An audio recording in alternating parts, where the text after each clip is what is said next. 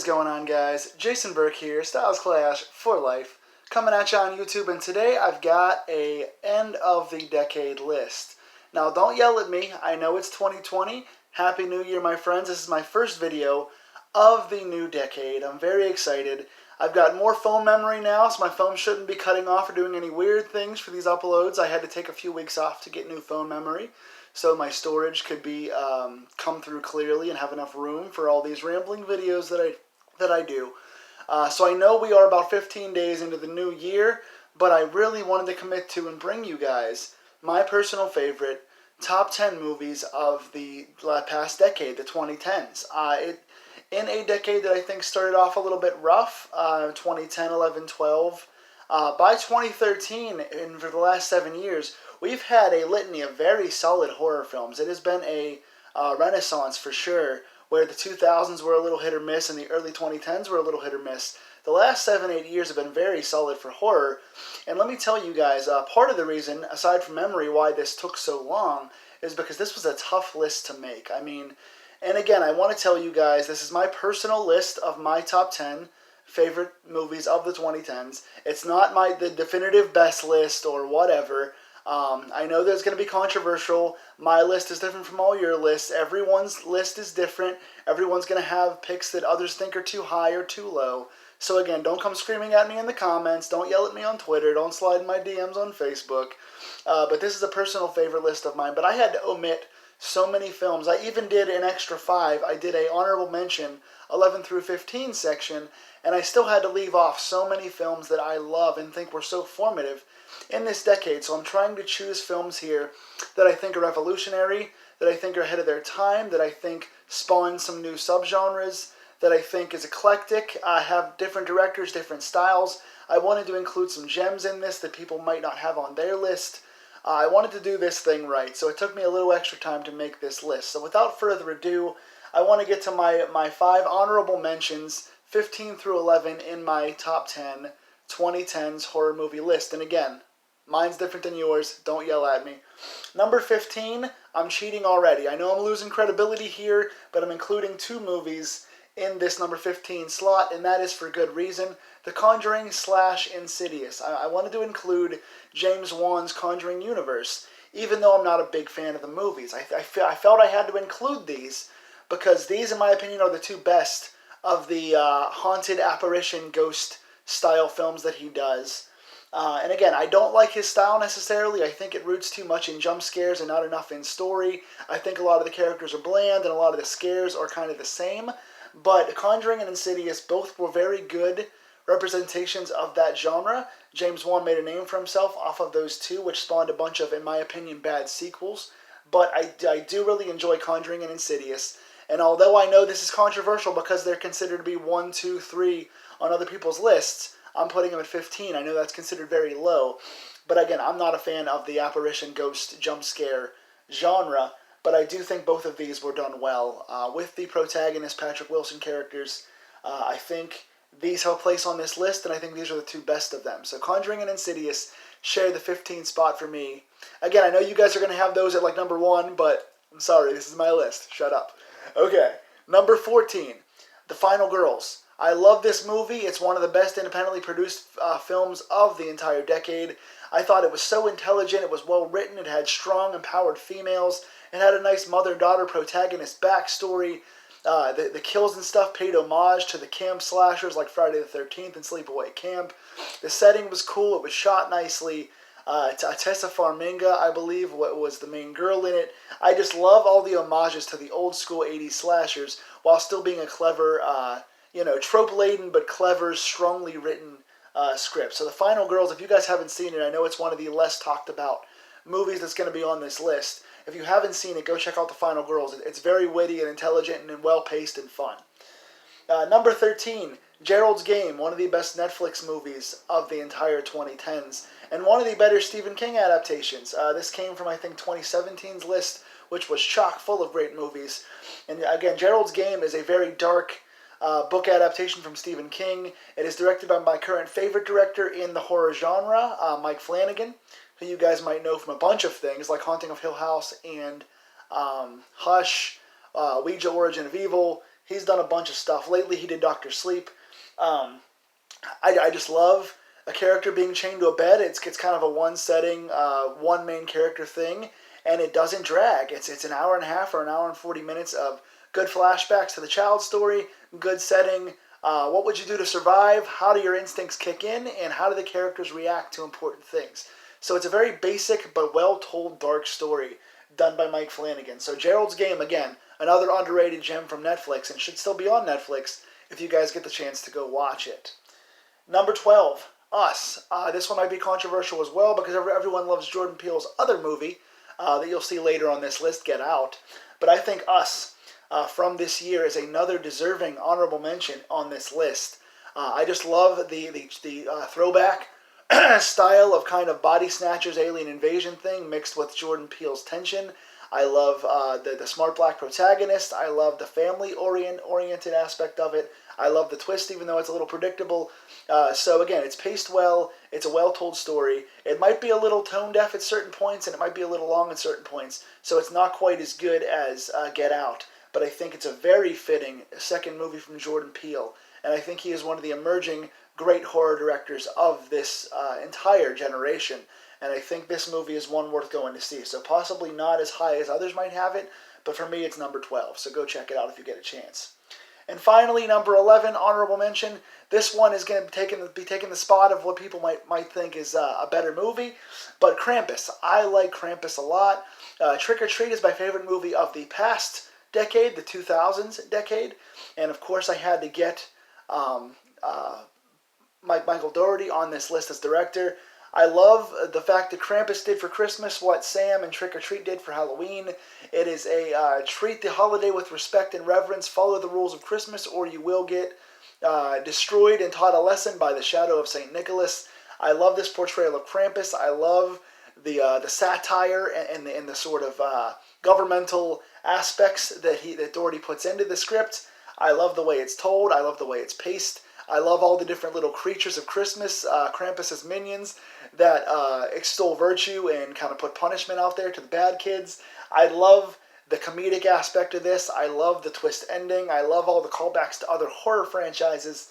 I just love Krampus so much. And again, I didn't see it on pretty much anybody's list for the 2010s, so I wanted to include it myself because I think it's one of the better horror comedies and one of the better holiday comedies of the entire decade, and I wanted to put those things out there. Now, finally, without further ado, to my top 10 of the 2010s. This video is going to run a little long, but hey, I've got memory and I can talk today, so why not put it out there? This is, again, a comprehensive 2010s list for the best of the decade, so it can run a little long and not ramble too much.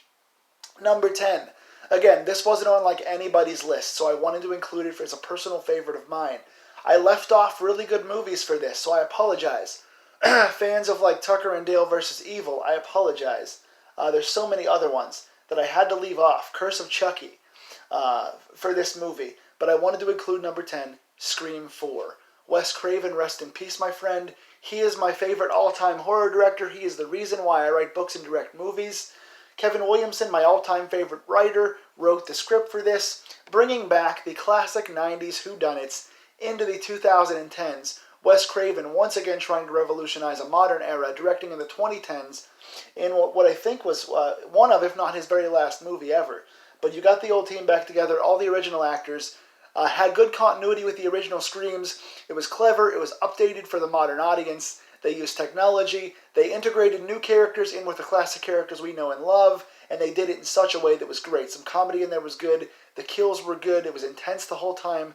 The reveals were good and modern, and they left it on a nice cliffhanger. I wish that Wes was still around to do Scream 5, and I hope that Kevin does. Wes Craven, thank you for all you've done for all the different eras and genres and styles of horror. I love this movie so much, and I wish it was on more lists, because in my opinion, it's one of the best mysteries of the entire 2010s. Number 9, another one that I didn't see on many lists, Creep. I love this movie. Not that random Walmart DVD bin Creep, but the Creep with Mark Duplass. In my opinion, perhaps the greatest found footage horror of all time. It's that handheld cam found footage documentary style that so many people try and rip off these days, and no one does quite as well as Creep. I love it. It's a two-character beautifully acted character study of a guy who's about to die, who hires someone to capture the final moments of his life for his next generation, and you find out as we go along that he's a chilling, dark man that has some chilling, dark secrets and bad intentions. The tension is there the entire time. The camera's used so well. The jump scares feel honest. The story is told so well, and I just love this whole franchise. The second one I think is equally good, so I could give this a Creep 2 if I wanted to, but I want to put the original one on there because those of you guys that think found footage is played out and documentary style films are played out, this is one of the best ever and probably the best of the 2010s. So if you guys like that style, this is the one to watch. Check out Creep. Number 8 is one of the newest films on this list, probably the newest film on this list, Ready or Not. This is 2019's horror comedy. I love this. Horror comedy for me, you guys know, is hit or miss. It has to be blended very nicely, and this is blended perfectly. I have a review for this movie already on my channel, so go back and check it out. I'm not going to re-review the movie, but Samara Weaving is in it. She gets married to a rich aristocratic family who plays some murderous games to introduce the new brides and grooms to their families on their wedding night, and things go awry. So there's good aspects of tension, there's good hiding in it, there's good acting from Samara Weaving, there's some nice character turns where some good characters turn bad, bad characters turn good. You see a lot of the gray area and depth in these characters. There's some comedic characters that play the timing wonderfully. There's some good child acting. There's some good everything in this movie. It is, in my opinion, the second best movie of 2019, but the greatest horror comedy, and perhaps the greatest horror comedy on this entire list. So please, if you get a chance to check this one out as well, Ready or Not, one of the newest releases on this list. Number 7, probably the greatest, maybe the second greatest remake on this entire list, Evil Dead. Fede Alvarez cut his teeth with this one. He is now a famous horror director for many other things, like The Girl in the Spider's Web, which is kind of not horror, but he also directed Don't Breathe, which almost made this list. It should have, but there wasn't enough space. But I had to include Evil Dead. One of the best remakes of all time. Acted well. They put some new story in with the brother and sister. The gore in this was amazing. The camera work was excellent. They used the house and the location so well. The scouts, the lighting, almost every aspect of this told the story in a character building, less fever dream, more character oriented story. I actually like this movie better than the original Evil Dead. Again, don't come at me. It's my opinion. I know that's a controversial opinion. But I love the way this story is told. I love the slow de-evolution into madness. I love the outside forces trying to attack and being claustrophobic in this cabin. I just love this movie so much. And again, the gore in this movie is probably the best gore on this entire list. So if you guys like a gory retelling of a classic story, updated with even better pacing in my opinion, number 7, Evil Dead's remake, is the one for you. Number 6, probably the best independent movie on this entire list. If you guys know my channel, you know by now I talk about Summer of '84 all the time. I love this movie so much. I've started to talk to the director and writer on Twitter because I love it so much. I'm such a fan of this movie. Summer of '84 is the story of 4 best friends trying to investigate the small town's murders, and it comes out that it is somebody very close to them, and a bunch of twists and things ensue.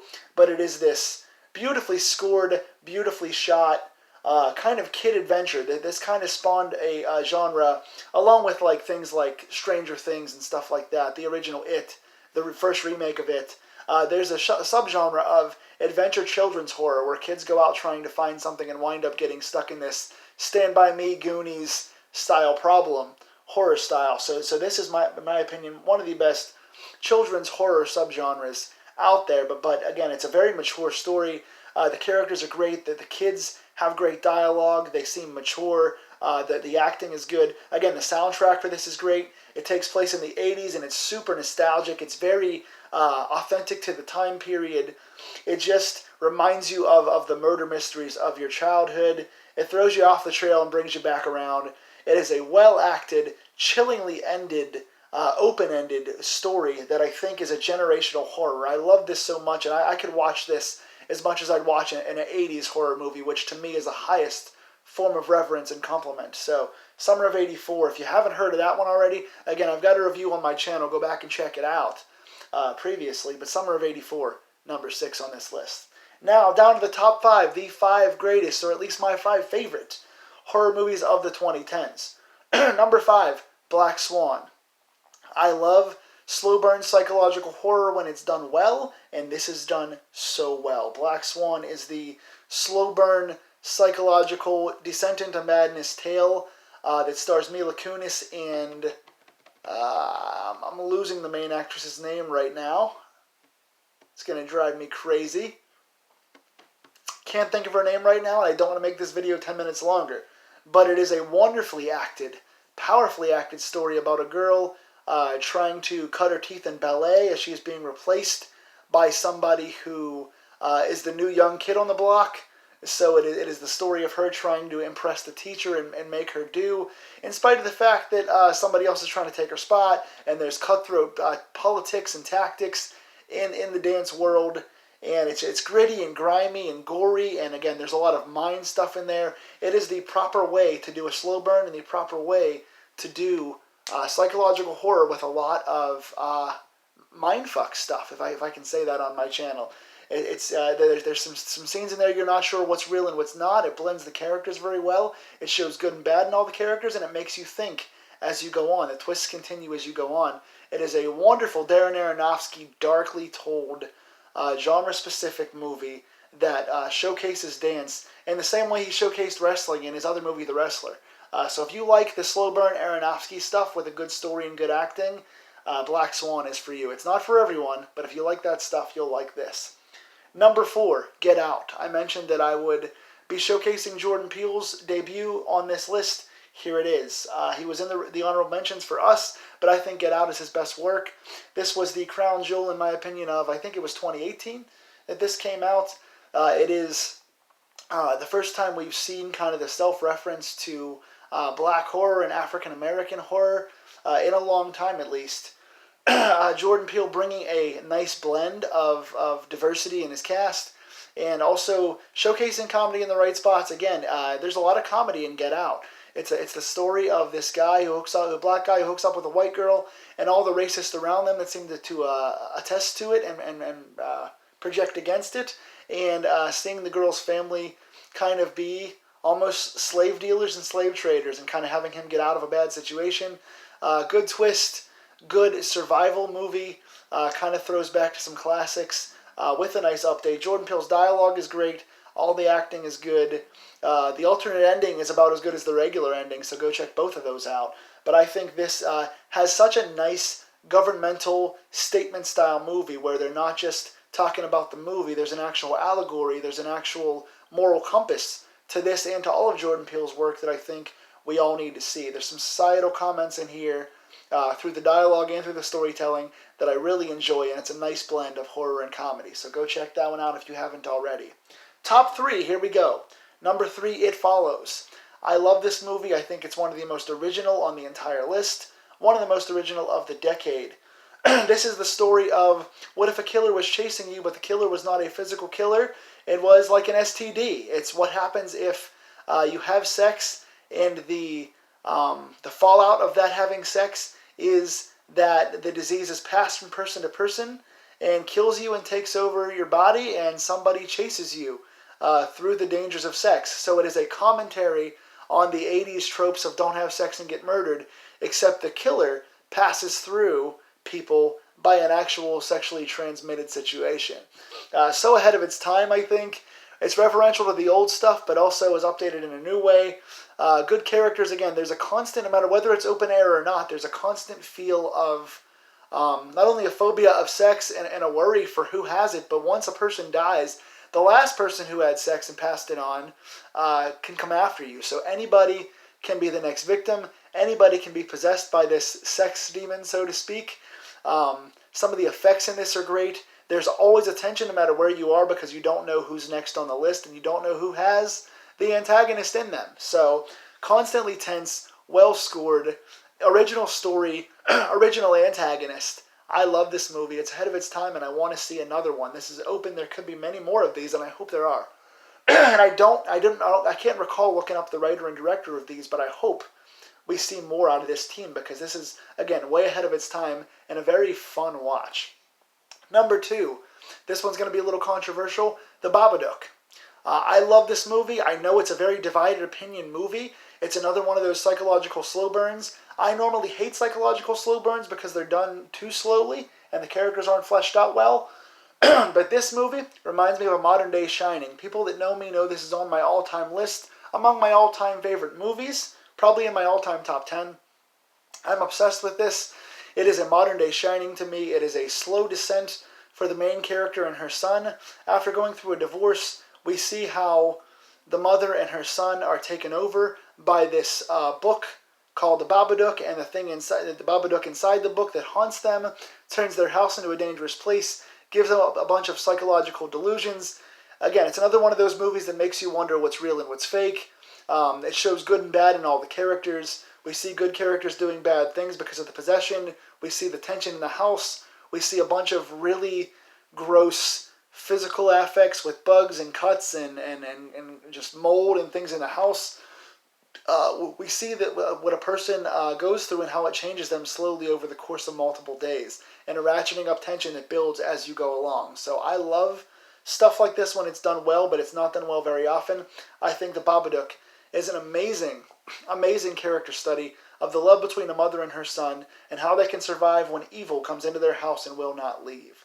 So again, that one's not for everyone, but I love it, and I think you might too if you love my description. Number 1, have you guys figured out what it is yet?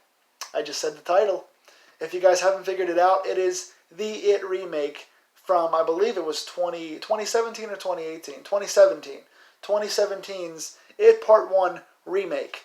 It is, for my money, not only the greatest remake of the 2010s, but possibly of all time. It's up there with the Flies remake and The Things remake and Evil Dead's remake and Texas Chainsaw Massacre's remake. Just some classic remakes in there. I know you guys will find other ones that you like, but I love the remake of this movie. It found a way to take the classic miniseries with Tim Curry and make it a viral, visceral thing that kind of readapted for the screen. It is a wonderful bonded movie with wonderful child acting between the Losers Club as they try and escape the evil of whatever this Pennywise clown or whatever form that it takes on in Stephen King's Derry, Maine. It's, again, each kid gets their own individual scares, so there's multiple different kinds of scares and antagonists in this movie as they try and figure out what it is and how to combat it. You get a bunch of gore on the screen, you get a bunch of descent horror, you get a bunch of the stuff from Pennywise the Clown, which is acted menacingly and darkly by Bill Skarsgård. They replace a lot of the comedy with serious, dark acting. They replace a lot of the group scares with individual scares, and they just coordinate off so well. The bond between the characters is great. All the acting is good. The camera work is wonderful. It's paced like a great movie. I think it's like a 2-hour movie, and it feels like an hour movie. Everything about this movie is just so well done. From setting up Derry to all the background characters to having to overcome all their own personal traumas in their lives, to the It Demon or Pennywise Demon using those traumas against them and bringing out their worst fears. So if you like good adaptations, good remakes, more faithful to Stephen King's book, darker and more menacing in tone than the original miniseries comedy, you will like this a lot. So if you have not seen it, the It remake from 2017, Part 1, not that garbage in Part 2, that was trash. But the first remake in 2017 is my favorite movie of the 2010s. So now, I know that I've given you guys a lot of info. Tell me in the comments below which movies I left off the list that should be on the list, which ones I ranked too high and too low. Respectfully, put your list in the comments and let's discuss mine. I will talk to you guys soon. Happy 2020, guys, and let's hope the 2020s bring us as much diverse, fun, updated, original horror as the 2010s did. Thank you, horror fans. Let's hope for more in the future.